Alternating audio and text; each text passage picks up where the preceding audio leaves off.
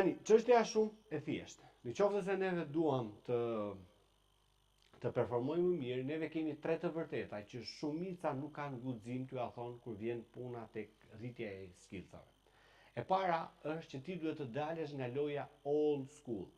Duhet të dalësh dhe të çlirohesh nga ato mendimet e vjetra që hajtë nëse unë jam i ri, unë jam e re, se kjo nuk funksionon për mua, tash kjo industria ime kaqesh, sepse biznesi im është lloji i tillë. No, kjo është gabimi i parë. E dyta, ka një diferencë shumë të madhe ndërmjet punës së fortë edhe ndërtimit me strukturë. Dhe struktura është ajo që ty të çon në rritje të qëndrueshme. Nuk është puna e fortë. Është si ajo shpreha, që do ti Ferrarin kur nuk di t'i japësh. Closer ti bëhesh, nuk është e lind nga natyra. Okej?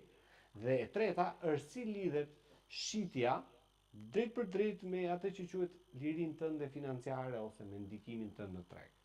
Në fund të këtij trajnimi, neve do të ndajmë diçka ekskluzive, do bëjmë një role play bashkë edhe do të marrim një nga juve, atë që më guzimtare, dhe do të bëjmë se si bëhet një demonstrim live, se si bëhet një shitje normale dhe një shitje high ticket, ose një shitje në closer. Okej? Sa nga ju janë dakord deri tani? Sapo ju pëlqen? Yes? Hello, great. Pra, çfarë është loja old school? Ecim pak, Milo? Tani, loja old school ka të bëj me pjesën që sa më shumë telefonata të bëj, aq më shumë ec me këto kujtë. Sa më shumë telefonata të bëj, unë aq më shumë do shes. Edhe ose këto që janë pronar biznesi për shembull thotë, duhet i cik më shumë marketing. E kam problemi vetëm në marketingu. Po të kem unë për shembull më shumë lica, e keni has lica, çfarë është lica po? Lica, perspekte, sa më e kam ngrit në fund, po akoma s'dëgjoj fare, thot. Nuk e di, keni gjithë problemin e audios? No? Jo, është okay, mirë. Atëherë, gjithë problemi është sa më shumë marketingun të bëj, atëherë unë aq më shumë unë do të jem i suksesshëm. Sa më shumë klient të takoj, unë do jem më i suksesshëm.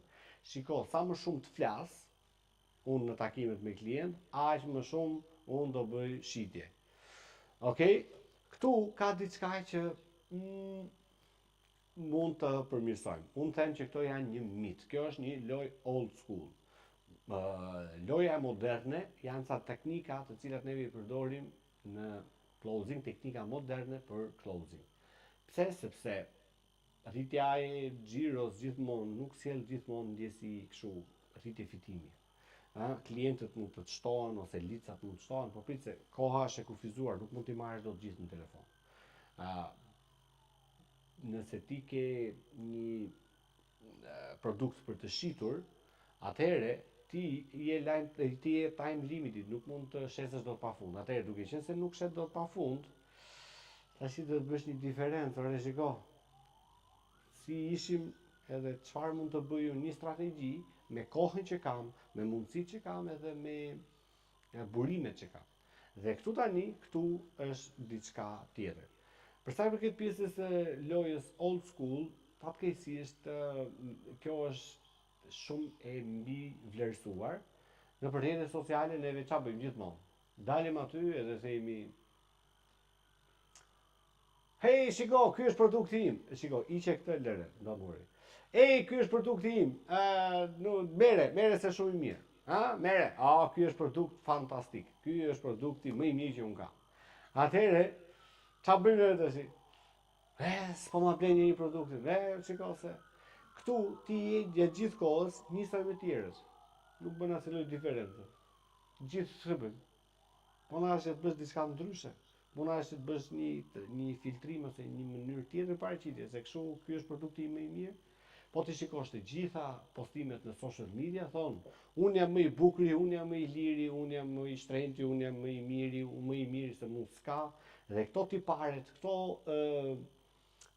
karakteristika që produkti im i ka, është më i miri i mundshëm. Në një kohë që jo, nuk funksionon kështu. Kjo është ajo që neve themi loja old school. Unë jam unë. Në kontratat high-ticket, neve nuk e kemi fokusin unë. Por neve kemi fokusin ti. Është një lloj mënyre marketingu ose një lloj mënyre komunikimi ku fokusi nuk e kemi tek vetja, por e kemi tek klienti. Dhe në takimet dhe telefonatat që ne bëjmë nuk e kemi tek vetja, por e kemi tek tjetri. Fatkeqësisht shumica nuk e din pjesën e shitcave tradicionale, sepse thonë jo, unë jam në rregull, por e din të pjesën e shitcave që kush shet më shumë është ai që flet më shumë, ai që flet më bukur, ai që është një person i cili është i lindur për këtë punë. Është një person i cili është trajnuar për të folur bukur, për të bërë prezantime të bukura. Ndërkohë që e vërteta nuk është kështu.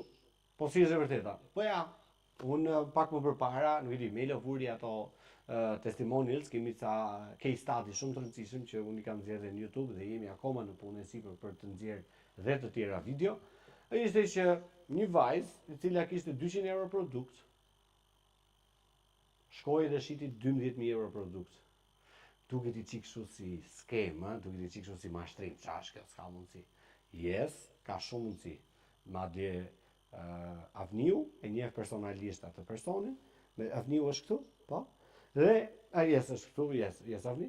Dhe është një gjë që është shumë thjesht e bëshme. Me Avniu unë kam punuar shumë dhe vazhdoj punoj, dhe është një gjë lehtësisht e bëshme. Nuk ka ilaç magjik, nuk ka pilulë magjike, por ka disa teknika që të bëjnë këtë gjë.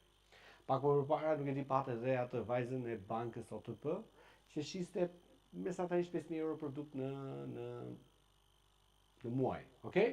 Neve punuam bashkë dhe ajo shkoi në këtu ri, ngre pak, do shkoi në 12.000 euro në muaj. Më fal, 120.000 euro kujdes ajo bankës. Këto janë lehtësisht të dokumentueshme, juve mund t'i verifikoni. Por puna është se si të dalësh nga loja old school e biznesit dhe si të shlirohesh nga këto mendimet e vjetruara që ty të mbajnë në mend. Të mbajnë të bllokuar, mendime si më shiko se tashi këto janë show, janë gjëra që ndodhin një herë, por biznesi im funksionon ndryshe, sepse unë e kam ndryshe gjë. Në fushën time të kremrave, kaq është limiti, kaq është limiti. Ndërkohë që ti duhet të punosh pak me disa gjëra të tjera, për shembull, si të kthesh besimin tek vetja, duke kuptuar që problemi nuk je ti, por problemi është mënyra se si ti ke luajtur lojën deri tani. Ti duhet të ndërtosh një identitet të ri profesional.